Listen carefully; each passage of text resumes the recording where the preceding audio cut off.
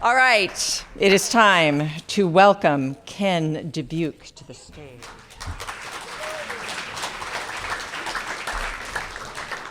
Now, Ken really wanted to talk about his varied career when we got together.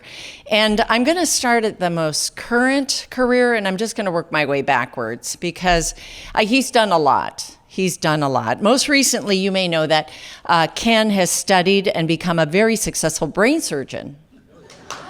Yes, and he became a brain surgeon because he was kind of tired of being an astronaut.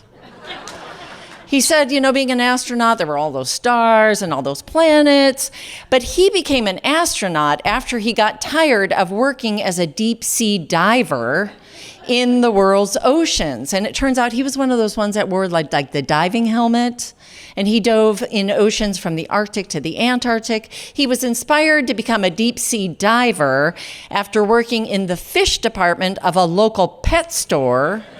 And in all the aquariums, they had one of those little deep sea divers with the helmet and the little bubbles that were coming up at the bottom of every aquarium. He started working in the pet store. Honestly, Kent, do you want me to go on and on like this? No. Let us please provide thunderous applause to Ken Dubuc.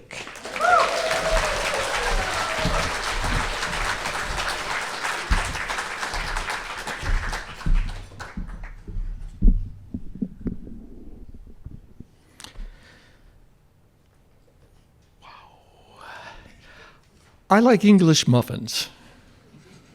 Don't you? I mean, everybody likes English muffins, right? They're so good. They come in different flavors. You got plain ones, sourdough, cinnamon raisin. You got the Thomases with little nooks and crannies, right? I love English muffins. Everybody loves English muffins.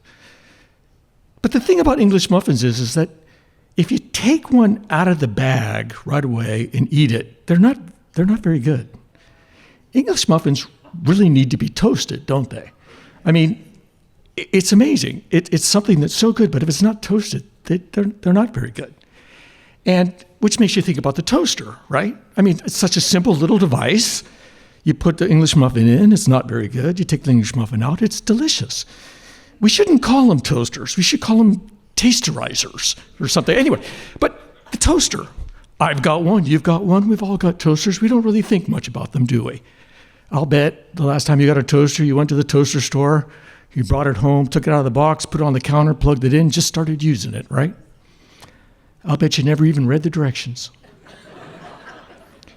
But if you did read the directions, you would have said there's a bunch of cautions on there for using your toaster. Don't stick your finger in it.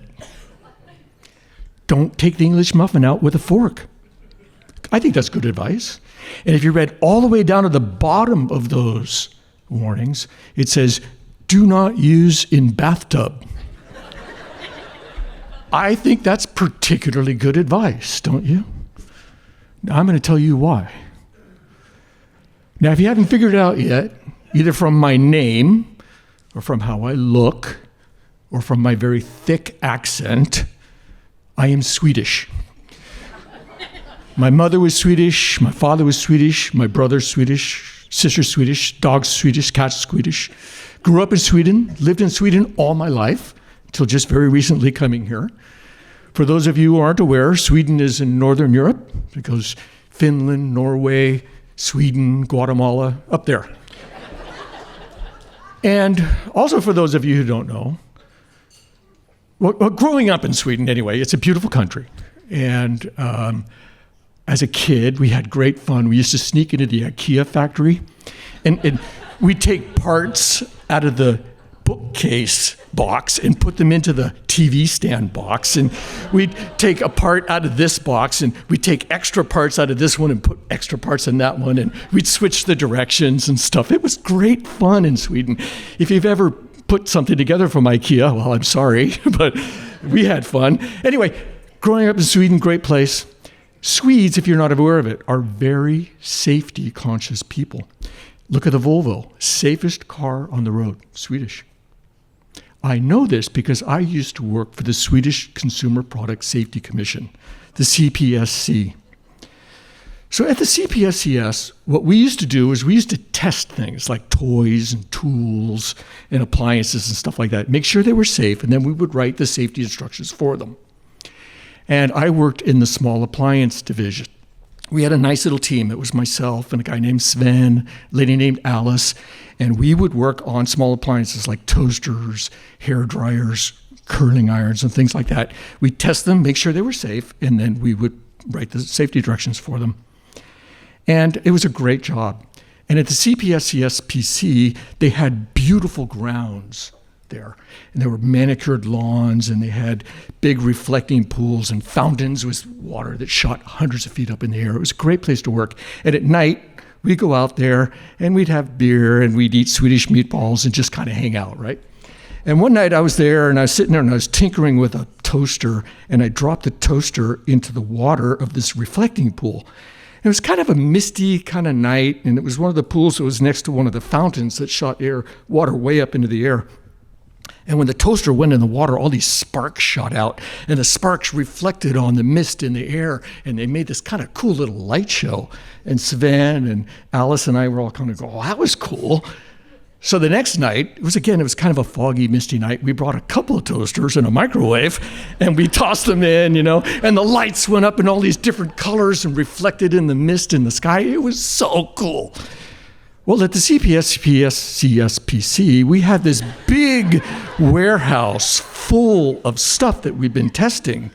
So every time the weather conditions were right, we'd go out to that reflecting pool and it'd just make these great light shows. What we didn't realize was that you could see these light shows beyond the grounds of the CPSCA. You could see them all throughout Sweden. So one night we were doing this, and it was Sven and Alice and I and Peter. Peter was there. Peter was Alice's husband. Peter was the editor of the largest newspaper in Sweden.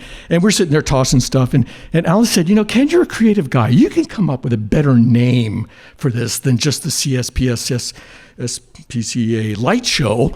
And you could do something. And I said, yeah, I'll come up. So about a week later, I came back and she said, well, Ken, did you come up with any better names? And I said, yeah. And I rattled off a few. And she said, well, I thought you could have done better than that. And I said, I have a lot more. I'm just not going to do it now, or I'll bore you, Alice. And Peter overheard me, and he said, Aurora Borealis? That's a great name. It's kind of Latin-y. It's kind of science-y. Aurora Borealis. I'm running that in the paper tomorrow. And sure enough, next day in the paper, those lights you see in the sky, it's the Aurora Borealis.